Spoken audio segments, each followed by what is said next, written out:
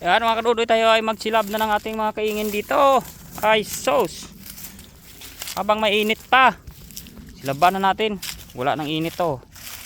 Hindi na to maano ang apoy ng ating mga pinag-unuhan ng mais. Yan o. Dapat samantalahin na natin na mainit pa. Kasi bibihira lang to pag ano, baka uulan na naman. Para makapag tanim na naman tayo ulit.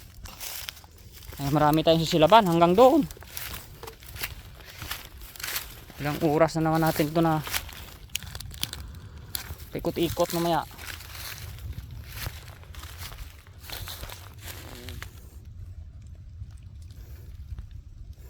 Sa bagay, mabilis lang man to pag inihipan to ng hangin mamaya.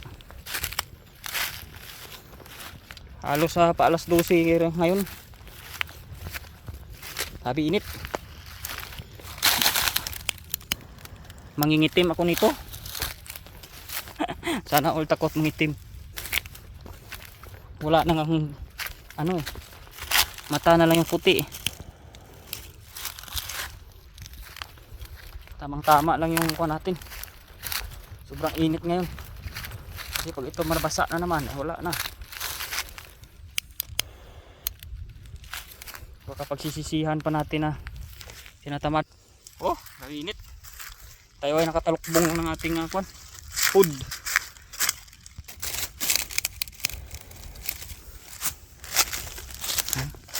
Bilis lang sumilab yung ating mga ano kasi tanghaling tapat. Tanghaling tapat. Buti pa yung tanghali, tapat eh. Pero yung iba dyan, hindi naman tapat.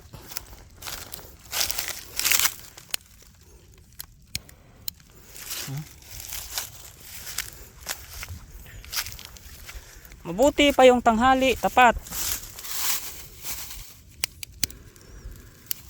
Ayan natin tungkol kung kainin ng apoy ito.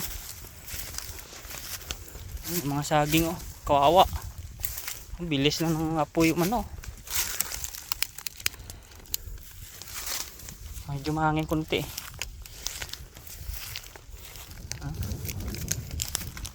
Lawak pa ng ating mga sisilaban.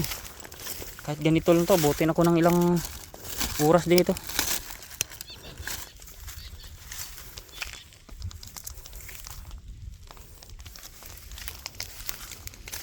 Wala kasi tayong kasama. Solo flight lang tayo.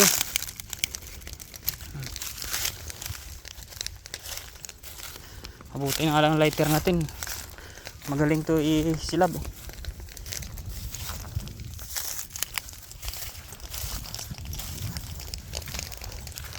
Grabe na yung apoy. Bilis kumalat.